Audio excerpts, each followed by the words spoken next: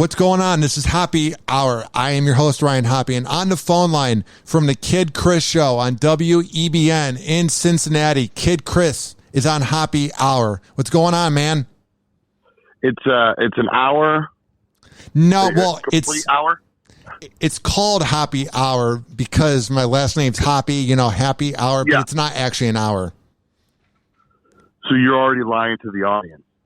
Yeah, I think I've had this discussion with other people. So I do a talk segment where I talk about the news and play celebrity news and rip into it, and that's an hour. But when I'm doing interviews, it's usually between 20 to 30 minutes with radio people or comedians. Oh, I see. Yeah. Who's your favorite comedian that you had on? Like, who have you had on that you were, like, shocked that they were super cool? I know you had him on your Best of podcast 2 days ago. I would say my favorite was probably Jim Norton, like 5 years ago. I had him on. Yeah.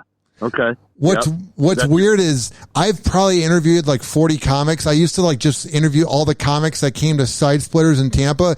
And what's weird is the ones that are really known, like Jim Florentine, Jim Norton, are so down to earth. And I don't know if you've noticed this because I know you interview comedians that come to town. But the ones that aren't famous are usually the bigger douchebags. I don't know why. Yeah. Well, I don't like the comics that, it's not that they're doing anything bad, but the ones that will come in with their notebooks or whatever, and they want you to they want to be set up to go into their bits. I hate that. The ones that are cool that just kind of hang and chill and want to, just talk about stuff or whatever. They're the best ones. What about Bert? I know Bert's big down there. I had Bert on 4 years ago. So I went on the Mike Calta cruise and I got to hang out with him for a week on a cruise with him. And it was literally the last year that Ralphie May was alive. So it was a crazy cruise. And then he was at the Tampa Improv, I think December 2016. And I interviewed him in the back room. It was really cool. Yeah. Super cool, dude. Well, that's good. What about Ralphie's been on, right? God bless Ralphie's heart. So the funniest thing on Keltis cruise, I said, would you want to come on my podcast? And we're at dinner. And this was me. I was probably 23 trying to act cool. I was at dinner with Keltis show and Ralphie and Bert Kreischer all at the same table. And he goes, fuck no. He goes, what do I get from it? He goes, I'll buy you as much beer as you want on this cruise, but I'm not going on your fucking podcast. And to me, that was the most genuine thing I've ever had anyone said to me. And I was kind of hurt at first, but then I thought about it. And I was like, that was like very real because he bought me beers. We hung out, but I loved his honesty. No, I'm not going on your podcast. So you're telling me I could have just bought you beer? Yeah. So he bought me beer. And then the other thing too was I was at the dinner table and Bert Kreischer was talking about radio and he was talking to me and he was like, so where did you begin in radio? I was like, well, I began in Chicago. I was doing overnight. Then I worked for Rover in Cleveland. And then I started like talking bad about Rover because we didn't end on good terms. And then Ralphie was like, are you serious? Me and Rover, we're so close and tight. And I think that was the other thing was he didn't like that I don't get along with Rover. So. What now? How about Mike? Has Mike been on your show? Yeah, Mike's been on my show. Mike's one of the best, man. Like I'm very fortunate to be around Mike Calta whenever they need help. So I'm like the backup to the backup. So I produce all the weekend shows at the Bone, and then like if they need somebody to board up the show, I'm their go-to. And I know Mike has said good things about you on air when Rob used to be on the show. So. Yeah, well, that's cool that he's nice to you and stuff. That's good. Did you have mentors? Or that you're afraid to trash him because he'll beat your ass, right? Oh, yeah, dude. Mike Calta is very intimidating, like in a very kind-hearted way. He's one of those guys where he's very generous, but like if he's mad at you, you are very well aware that he's mad at you. He's not passive-aggressive about it. Yeah. Now, what were you going to ask? I was going to ask you, did you have mentors? Because I know there was a guy, I think, in Syracuse who you worked with in the 90s, correct? Yeah, oh yeah. Yep. His name was Bill Keeler. He's still up there. He was on, in the beginning, when I would just listen to him, he was on Top 40. Then he went to a rock station after get this, he was fired for saying the word condom on the radio. Condom? Yeah. And then he went across the street to a small rock station, and he went from Tom Ford to All Talk, and that's when I got the Dome and stuff, and then I ended up working on that show. But yeah, that and that was back when there was like you weren't allowed to like company owners. You could only have one AM and one FM. That's all you were allowed. So there was like every city had a bunch of different owners and stuff. So the competition was really, really hardcore. Where now, if you get, fired or let go from a radio company, there's only like one other place you could go, in that city, or else you're just screwed. Well, that's what happened to me when I got let go by Rover 6 years ago. There was no other jobs in Cleveland. So I was like, that's why I moved to Tampa. And I think if it was the 90s, like when you first began, it would have been easier for me to just get another job, because it just seems like every market, Chris, there's just 3 companies, if that. Yeah. But, back then too, when you got in trouble or got fired or whatever, remember, this is just the beginning. You went to another, you went right to the other radio station because, the competition wanted you, and all that stuff. Where now, if you were to get fired from, a company, the other stations won't pick you up because they're like, oh, why spend the money to bring him over here? He's already gone. That makes sense.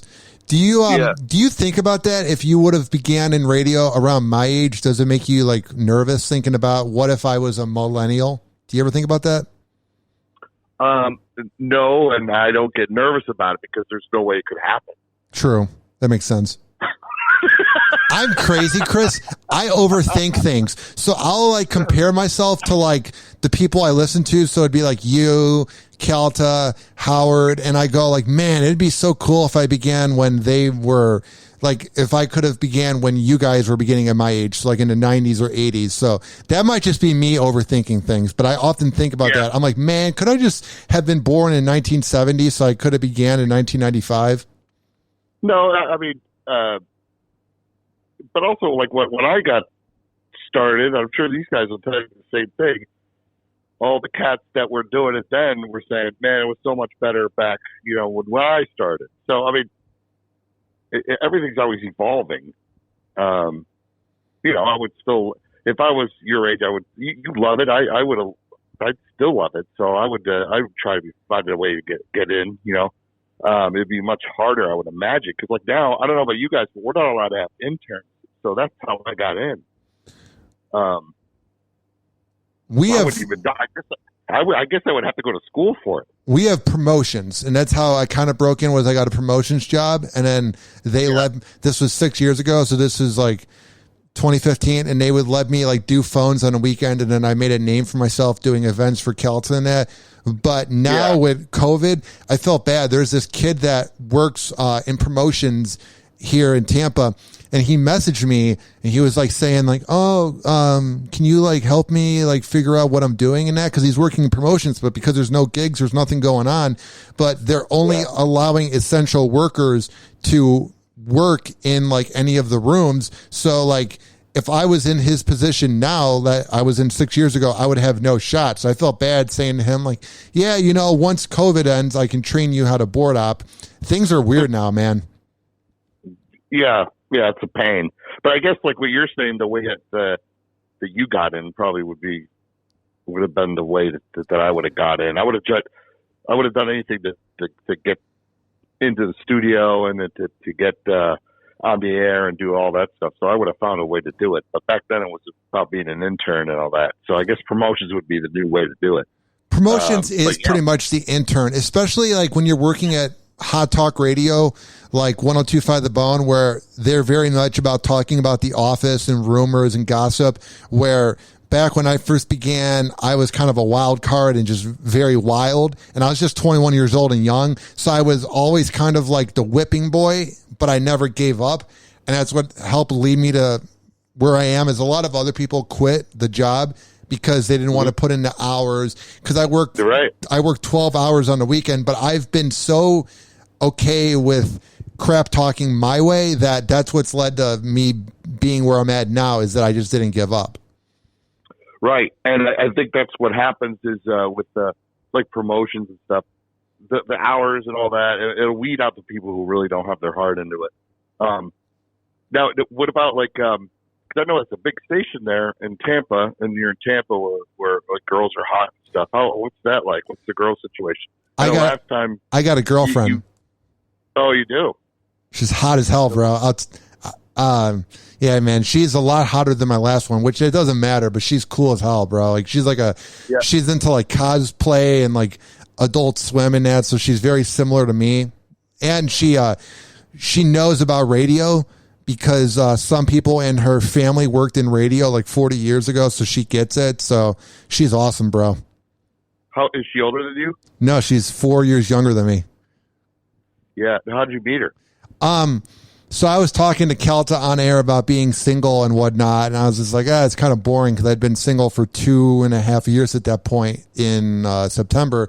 So then she just added me on social media. I got like maybe 80 people that added me after I plugged myself, and most of it was just dudes, you know, like I feel like our audience of The Bone is probably very similar to yours, and it was just all the dudes that are just like talking crap behind a private account. And there was like maybe 4 actually pretty girls that added me on social media, and like 2 of them I talked to for a little bit and they were boring, but then I talked to, which is now my girlfriend, and she was very quirky and kind of abrupt, and I kind of liked it because all the other ones were just kind of like the same, like, you know, basic. So we went on a few dates, and then after like 3 weeks I said, would you want to be boyfriend girlfriend? Because I was like, dude, she's hot. I was like, this girl's a little out of my league. I was like, I gotta lock this down. You asked her if you could be boyfriend and girlfriend? Yeah, dude, literally. We were just laying on the couch, and I was really nervous about it too. Bro, she's hot, man. Everybody at The Bone, like the losers in the audience that are like haters will be like, oh, she's with you because you're a celebrity. Like 2 things. First of all, I look at my bank account and I realize I'm not a celebrity. And number 2, unless you listen to The Bone, you have no idea who I am. No one's going, oh my God, I saw Ryan Hoppe at Publix. I need to take a selfie with him. So I love when the radio listeners think that we're like some celebrity. I'm like, bro, I'm just me. Did you, like how many dates you take before you closed the deal? She took longer, man. Like it was like probably a month. It was like, she was like, I had to like get to know her, which is cool because my last girlfriend, we banged on the first date, and she's like, will you be my boy? Will you date me, please? And I was like, okay. And then we had sex. So I was kind of like trapped. How long did you date her though for? 16 months. Oh, wow. Okay. That's a long time. And then she dumped me in the middle of Target on Dale Mabry in Tampa and told me I'm a loser and I'll never make it in radio. And then a year later, she got pregnant with a kid and now is married. So I'm like, oh, boy. Oh, what if you sure it's not yours? It's of a different ethnicity, so I'm completely sure. Oh. I am so positive, bro. That's good though. So this new girlfriend, how long have you been dating her? I've been dating her for about 4.5 months now. Oh, okay, all right. Where does your family lives in Chicago? You said? Yeah, I'm from Chicago. Has your girlfriend met your family? She has not met my family. She's talked to my mom on the phone, but I've met her mom and dad. They're divorced, but they live separately, but they're cool. Yeah. What about like I know in Florida, swinger parties are big and stuff. Have you been to one of those? No. She's very monogamous and I'm very monogamous, but I know people that are swingers. I have coworkers that are swingers, and there's this sex club called Eyes Wide Shut where it's the funniest concept. So I love this place. I've never been there, but it's fascinating to me. You walk in and they have lockers where you have to put in the phones because you can't film. Chris, nothing says let's have an orgy like a buffet. They have a buffet when you first walk in before you go into the room. What? Well, you know what? you don't want to be doing that on an empty stomach. No, so like your coworkers that do it, that go to this club or swingers or whatever, are they like in management and stuff, and they're open about it? They're on-air hosts. Oh, okay. I don't That's know about different. management, but yeah, dude, it's fascinating. And then there's this place called the Castle where you can walk around in like thongs and essentially walk around naked. And yeah, it's just not my scene. Very weird. Not weird. It's just not my thing. Those on-air hosts that do that, are they? Do they allow like other dudes to bang their wives and stuff? Some of them do. I mean, that's dude. Tampa's a wild culture, bro. Like it's unbelievable. Yeah, well, I mean, look, I hate living in the gray and the cold. You know, from being in Chicago, being from Chicago. Everybody, I would imagine, in Florida, they're just happy because the sun's out all the time, and everybody's good looking because they got to look good, you know, in a bathing suit. So that just turns everybody on. That's awesome. Do you like your audience? Because whenever I listen, you just sound so annoyed with them, bro. Like, I just can't figure out because I know you get good ratings and I know you have listeners, but it just seems like, for example, I was listening to the show the other day and a guy called in and asked the name of a song. I think it was Loot or whatever. And he got like the name of the song wrong. And you and me just sounded so annoyed. And I can't tell if you enjoy talking to them or not, because they just sound so Cincinnati. I don't know. I can't figure it out. No, well, I'm fine with it, but the ones that call radio, well, at least music stations. I just hate when music people call, because it's like, why are you calling me with this? I don't really care about playing the latest hit record, but that's annoying. But I like doing. I wouldn't put them on the air if I didn't think it was going to be fun. So, there's a reason they're on. But that's the problem when you're doing, I come from talk mostly, but my plan here, the handbook they give me is they wanted a show to play some music as well. So, those people get mixed in with it, and that's annoying sometimes. How much music and talk do you do altogether? That depends, because sometimes like a Metallica song is like 6 minutes, so I won't play that much more music after like a Metallica song. So I don't know. It varies, because it depends. If I'm going with stuff, then I'll just drop songs. It varies. Do you miss doing all talk, or do you like this format? I mean, I'm not gonna work any harder and not get any more pay for it. True. So I'm happy with it the way it is. As a matter of fact, we were only on till 9 for the longest time, and then they wanted me to start going to 10, and I fought that for a long time, because I didn't want to. I mean, who wants to work more and not get paid more? When I was at Philly, it was all talk and stuff, and then when we went to mornings, they told me to keep going. They'd go to 11 o'clock if I wanted, or go to noon. I'd be exhausted. I didn't want to do that. Yeah, but I don't know. I mean, I missed the talk days, but that was a lot of work. I remember when I interviewed you the first time, you said that you were like, I think the quote was, you were swimming for content when you were doing all talk. Yeah, it was hard. It was really hard. And then, and now with everybody, they cut staff and stuff. It's like, well, I'd be in there by myself pretty much. I mean, it sounds empty when it's just a few people in there talking, or two people in there talking. I think you have to have an ensemble. In Philadelphia, I was fortunate enough to have. There was a lot of people on that staff. Just the morning, there was more people on my show than there are that work at the radio station now. Here, that's how times have changed. So, what's it been like since the company let go of Thomas? What's the vibe been like? Well, the vibe has just been empty anyhow, because there's nobody in the building. So, it's been the vibe on the show. I mean, I had a month off in December, so I had time to kind of chill and get ready, and then kick off the year with the new normal. And it's been fine. I mean, I've been I've lost people on the show and stuff before, so it's. I mean, there's nothing you could do about it. So you just kind of plow forward. Have you spoken to Thomas at all? Oh yeah, of course. That's cool. That's good that you guys are friends, though, even though he got let go. Because sometimes when a person gets let go from a show, like the host just won't talk to him anymore. Well, no, I mean, I didn't. I mean, I don't talk to him obviously as much because we didn't hang out that much off the air because I would see him every day at work. So it's kind of like that. But he had the opportunity to come back and he turned it down. So that's that. I don't want you to speak for him, but why do you think he turned it down? My thoughts are easy. That he enjoys getting unemployment and his wife has a good job. Makes sense. Makes perfect sense.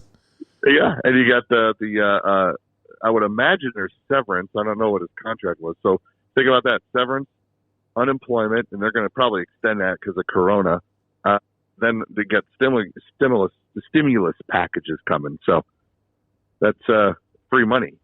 Plus, doesn't he have a lot of kids too that are young? Yes, that makes sense. And it costs a ton to put them in daycare. So he'd probably end up breaking even if he came back to work. So I totally get it. Why not just be home and be what we call mamas and get money from the state and all that stuff? I couldn't do that, but some people can, and I don't blame them. Whatever. Do you always have the itch to work?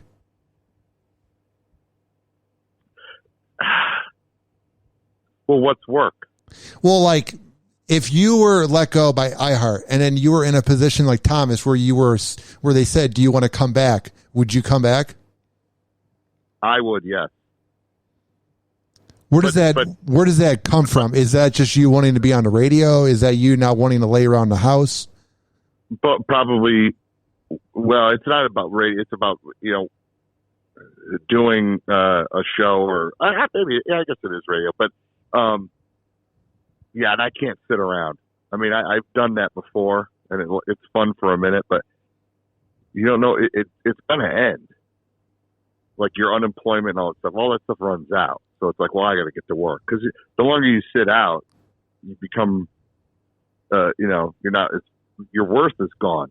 But I'm different because, this is what I've always wanted to do. Like, for instance, with Thomas, he wasn't in radio. So I kind of found him and then started putting him on the air. You know what I'm saying? So he's got different aspirations, I guess. What made you want to go into radio? Like, what was the show that you listened to? What was the moment? Because, like, for me, it was in Chicago. There was just so much to listen to. And this is like 25 years ago. And the other thing was I didn't have TV. Like, we didn't have cable. So that was how I found out about the news. So, like, what was the thing that drew you into radio?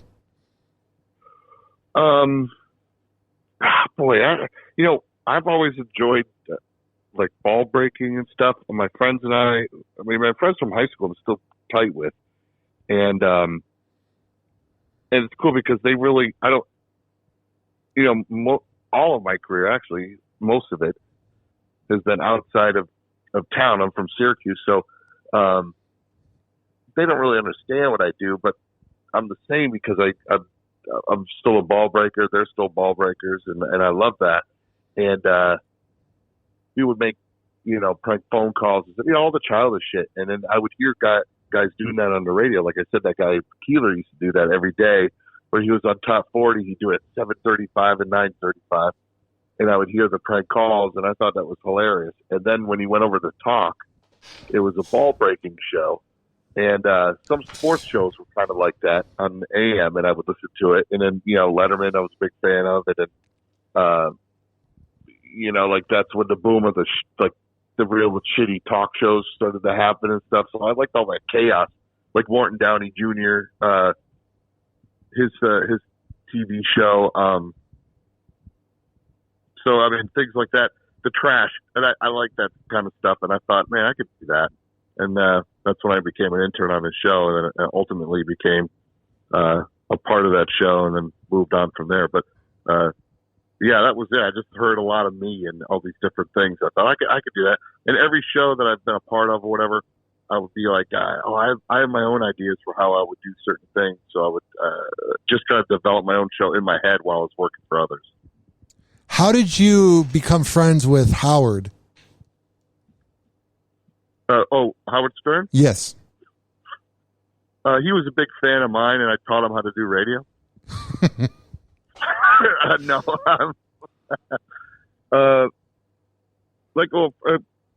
In Syracuse, there was that guy Keeler I was talking about. He owned a comedy club at one point, and I would go there and hang out there and check out the comics and stuff. And then this is when I was out of work, and I got to be friendly with most of the comics. And then Casey Armstrong came through, who used to work on the Stern Show. He was one of the producers. And he was doing stand-up at the time, and I got to know him pretty well. So I started emailing him bits, and they ended up on Howard's show.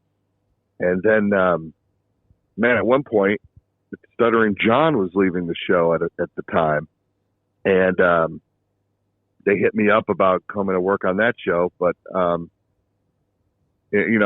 work in his spot or whatever. And I was doing my own show at the time. In San Antonio, and I kind of turned it down. I didn't want to, just walk away from my show to go do that.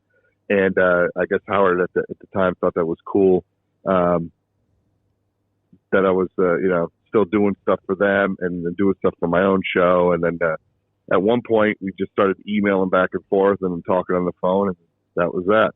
And to this day, we still talk. I talked to him. When was that? He called me right before the holidays, and we had a nice long talk. Actually, it was right around when Wolfgang Van Halen's single dropped, because he had him on that day, and I was getting ready to talk to him the next day. Is it weird when you're talking to him? Because he's got so many listeners. It has to be very bizarre that you're sitting in your living room and you're just talking to the king of all media, if that makes sense. No, well, yeah. I mean, I could see that on the outside, but when you speak to him. He's really a down to earth dude, but if anything, a radio nerd, and we talk a lot about radio, and different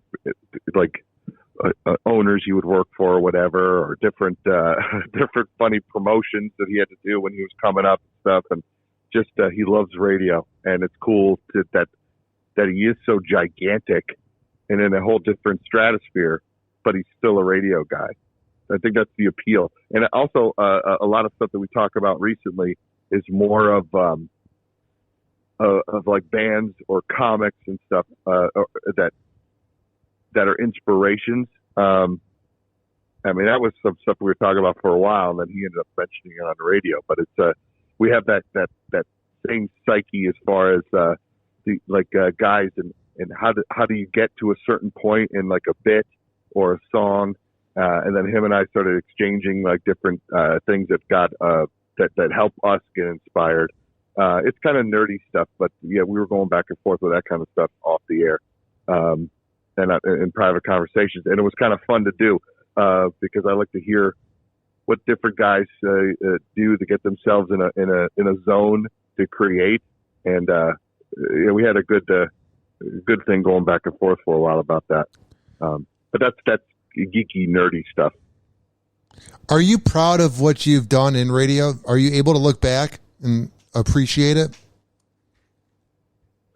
Yeah, I actually I kind of look back and think I did a lot of stuff too fast, and I didn't take time to enjoy it, and I think I wrecked a lot of things because I was too fast doing stuff. And sometimes when I do look back, I get bummed out because of that. So, what do you think you did wrong? Because on the outside looking in, everybody would want to have the life that you've had. And I know that might not sound true, but it is. Think about all the people that go to radio trade classes and they would love to be a Kid Chris, if that makes sense. If I were to be asked, what do you think of Kid Chris? I would say he's done a very good job in radio. Well, thanks, but I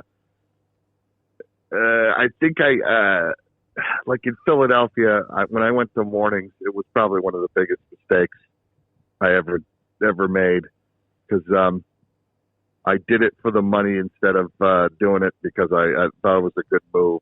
So I had it made in afternoons. We could do whatever we wanted, and anybody who liked that who liked entertainment or whatever on the radio, they could all have their favorite morning shows in the morning, but then in afternoons they would all tune into us because there was nothing else on other than sports radio or music shows, and that was awesome. But then when we dove into mornings, it was a fight over.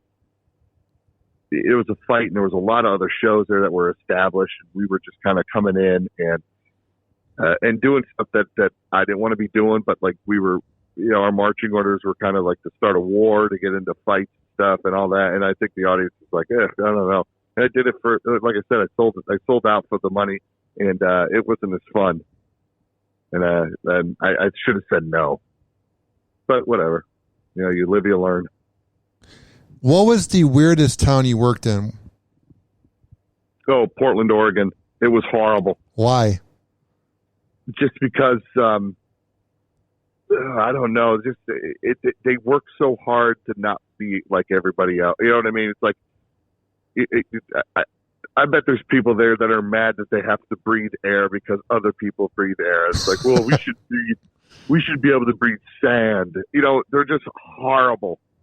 Not everybody, obviously, but that town, it's just the majority, the attitude, everything. The weather is horrific. It is just horrible. Horrible. And look, I used to, again, like I look back and I say, man, I shouldn't have done that. But I used to trash Wichita, Kansas, because, when I ended up there, when I left home, it wasn't, I knew I wasn't going to stay, but I should have trashed it. It was like the beginning. That was where everything developed and started. And I look back at it fondly now, where before I would kind of trash because I was like, well, who wants to be in Wichita? But, man, I will never not trash Portland, Oregon. It is the worst part of the country. When it was on fire, I was very happy. It just seems very negative. It doesn't seem like a very happy place. It's not. It's a very negative place. It's everybody is just miserable, and they want you to be miserable too. And if you're not, you're a piece of shit. It's horrible. Who was on your show then? Was Thomas there? He was there for a minute. He quit. Really? Yeah, he quit because the place is so horrific. Yeah, man, I don't know. And it's funny, I still have friends out there that I talk to a lot. I wish I could save them from there. But some people, I'm telling you, man, there's people that love it there. Good people that love it there. They love the nature and all that stuff, which is fine, I guess. But man, I just, the attitude of the whole city, it's just horrible. A lot of people say though that it's mostly in the city and not on the outside, but I felt it, period, completely. Just trash, just a shit state. It seems like that whole area is just very depressed, like that. You have the grunge rock that came from Seattle. It just seems like that whole Pacific Northwest is weird. Yeah, I never went to Seattle, so I can't comment on that. I heard it's really cool up there. I don't know, but I know where I lived in Portland, it was horrible. And people just, if they don't get their way, they're like crybabies. They don't get their way, they burn shit, they fucking smash stuff. It's really, it's pathetic, quite frankly. Yeah, it seems very, I guess the word would be pretentious out there. Yes, I guess. What's it like in Cincinnati? Well, it's Midwest, so, I mean, you're from Chicago. Yeah. Midwest. Midwest is, I like it here. I like it. My girls are growing up here, so it's like, I want to stay. But who knows with COVID and stuff and all the cuts, I mean, I may have to start packing and travel somewhere else again. Who knows? But, I like it here. If I could stay here, I will, if I'm allowed to. And then, But as far as where I ultimately want to end up, I'd probably like to be back in San Antonio just because of the weather, and my wife's family's there, and she wants to go back there. It was always, God, the summers are so awesome there. You know, even in the winter is good because it doesn't get as cold as it does in fucking Cincinnati. Cincinnati, I've never been there. I worked in Cleveland and I'm from Chicago, but I feel like all the Midwest is pretty much the same. You have your suburbs, you have your downtown area, you have your highways, you have your cold winters, nice summers. Seems like it's all the same. Yeah, it's all the same. You know, and I like where you are, I don't think I've ever been to Tampa. I've been to, we used to go to Boca every year. And my dad is up there. I forgot where he is. He lives in Florida somewhere, but I'll be seeing him in March. But anyhow, I've never been to Tampa. I heard it's awesome though. Yeah, man, you would like it. It's very, it doesn't seem real. Like, it's hard to explain, but when you're in the Tampa Bay area, everything seems normal. But then, like, when I go back to Chicago to visit my mom and I explain the things that happen in Tampa, it's not even the Florida Man news headlines. It's just like, oh yeah, there was a tire in the middle of the road and there was a bookshelf in the middle of the road on the highway and everybody was dodging it. And then there was a guy biking on the side of the Howard Franklin Bridge, which is like what goes over water. Like the things that I see here are like, I'll see a homeless guy in Ybor City with like a 20-inch snake around his neck. Just the things you see, you're just kind of like, because everybody in Florida thinks it's normal, you think it's normal. But then, like, even if you drive up to Georgia, you're just like, man, the things in Florida are just so bizarre. It's hard to explain. I don't know if it's bizarre. I think, to me, it seems like the stuff that you would normally, because everybody's crazy, just to keep it inside. We're in Florida, they're like, well, fuck it, it's nice out. I'm going to go be crazy outside. Well, like, there was a guy on the side of the road who is trying to get money. It said, "Will work for food," and he was dancing, and he had his shirt off, and he was like waving the shirt over his head on the side of the highway. It wasn't like a main highway. It was one with like it's hard to explain. It's like, it's called US 19 and you just go down it. So it's not like you're on an actual highway, but it's called a highway. And like, there's just people, you'll just see like hookers, bro. You'll just see people with their shirts off. It's just like, it's very alarming because you're just kind of like, this is real life. I guess it's weird for me because for 21 years, I'm from the suburbs. So nothing really happened. And everyone here thinks it's normal. It's funny. Yeah. Yeah, there was a guy in Sacramento that used to just dance on the corner for no reason, and then people would like approach him and just give him money. At one point, like I think he danced so much that his toes came off. They called him Dancing Dan, and he was on the news because he was so popular. And then one night somebody ran him over. Really? Yeah. Well, you know what's weird is, so I was from a suburb in Chicago where there were like 2 murders a year. Like there was no crime happening. It was like very safe. And what's weird is whenever I'm out late at night, because I get up at like 3 a.m. on Saturday to go work at the Bone, which it doesn't bother me, but like I'll go to, it's called Wawa. You get like coffee, you can pump your gas, you can do whatever. It's cool. It's like a 7-Eleven, but better. And well, you actually know about Wawa because you worked in Philly. Yeah. They're in Philly. And like, I'm not trying to like manifest myself getting murdered or killed, but there's people I'll see at the Wawa by my house at like 3 a.m. that just look at me, and I kind of like, I get a little alarmed. I'm like, let me just get my coffee and get the hell out of here. Where I didn't feel that in Illinois or even in Cleveland. There's this energy you get late at night where you go, something could happen. Even though I live in a good neighborhood, there's this weird thing about Florida where you don't want to be around people like past, let's say, 8 p.m. It's very hard to explain. Yeah. Well, I mean, it could be drugs. You never know, man. Just pull your dick out and see what happens. Hey, come over here. Now,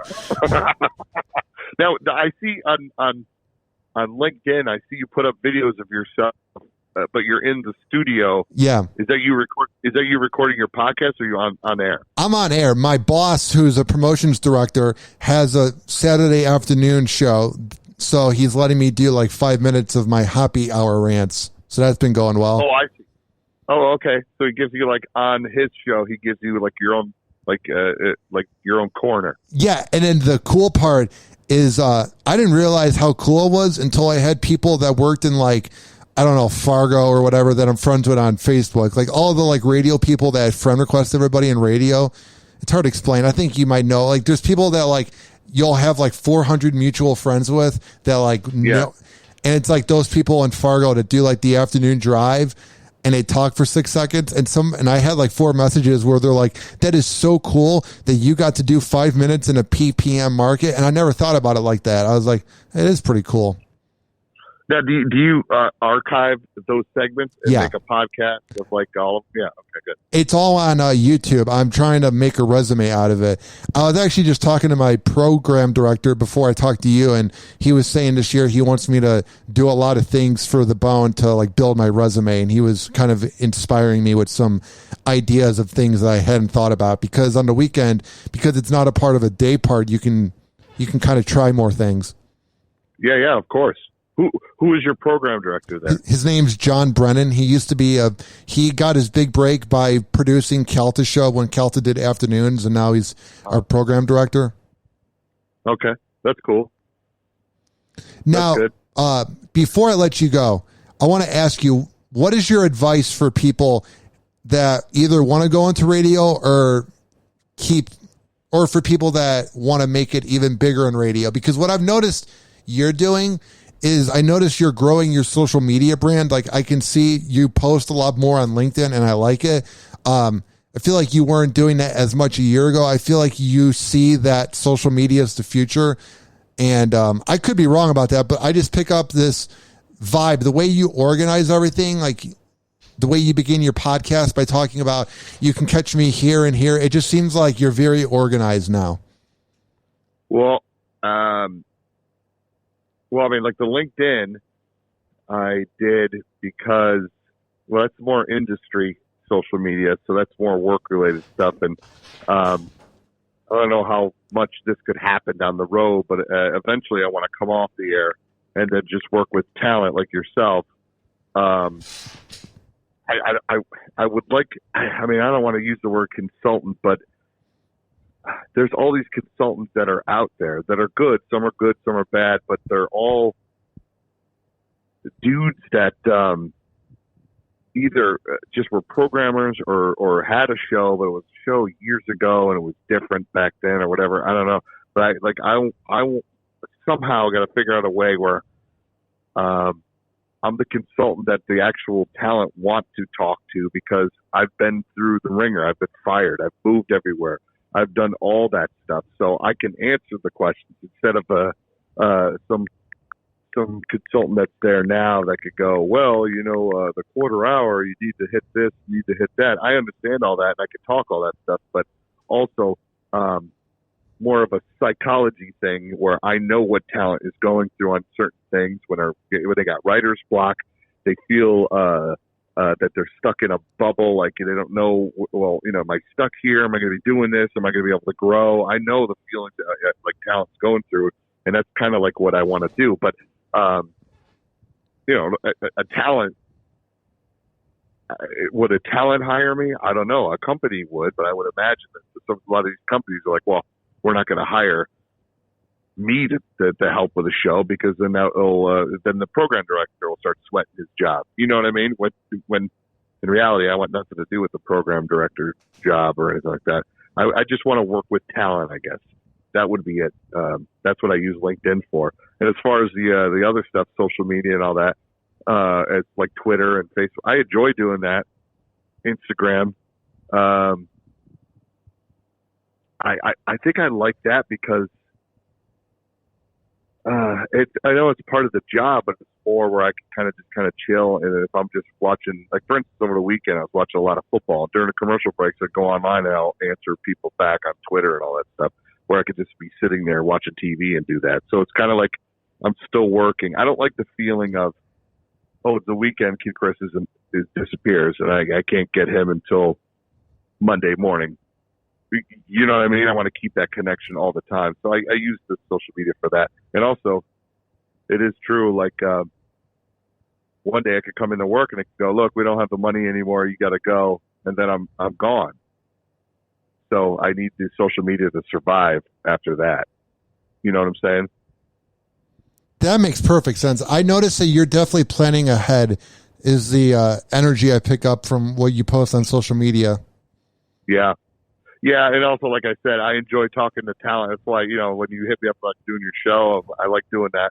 And I understand talent. So that's why I like the LinkedIn. I've been kind of cranking it up on there because I'm hoping down the road, maybe, I don't know, maybe one of the companies will hire me to go around and just keep in touch with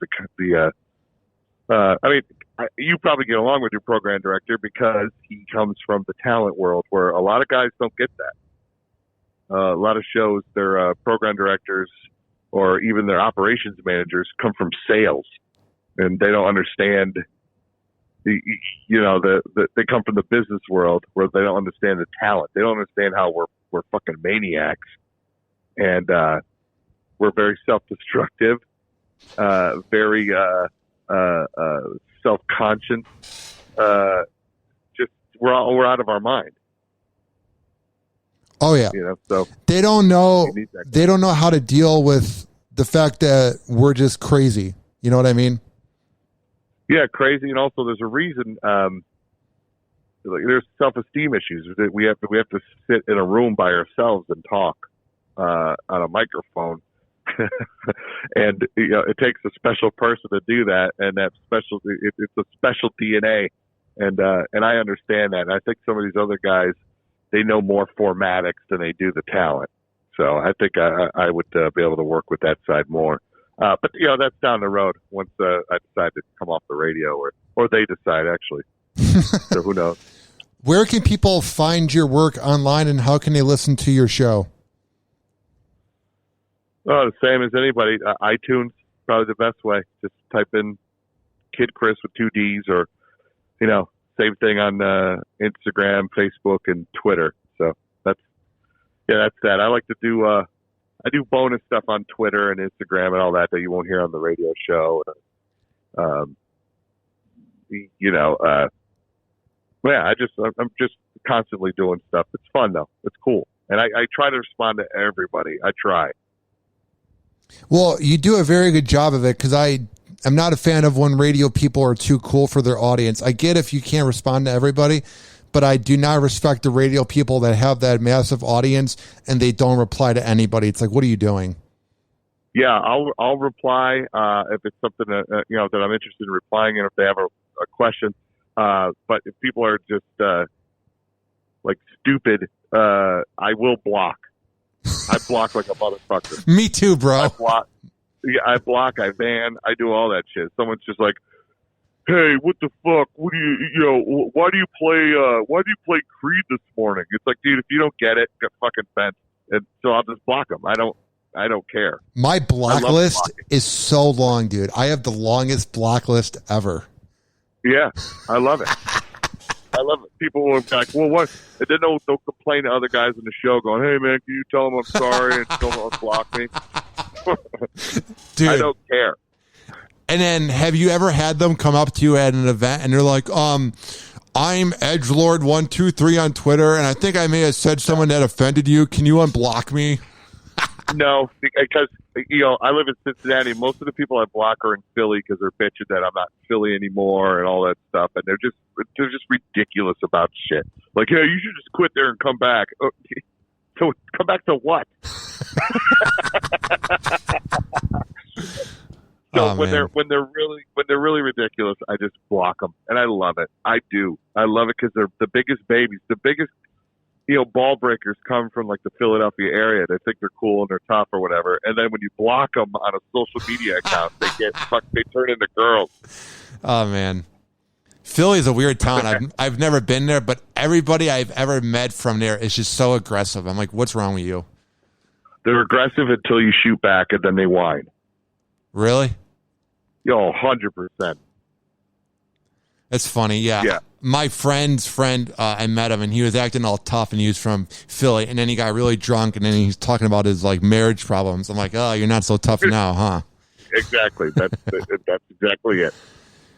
Well, Chris, It's been a lot of fun having you on the show. I listen to you as often as I can because a lot of shows now are just kind of doing the same bits. If it's fake prank calls or just talking about what it was that was on TV last night. But I think you're the last of a dying breed of radio hosts that actually try to like be innovative. So keep up the good work. You know, I would love to be able to just talk about what's on TV and do the fake phone call bits or whatever. Yeah. But you know, honestly, I can't stay up to watch TV, so I can't talk about that. And then also the fake phone bits.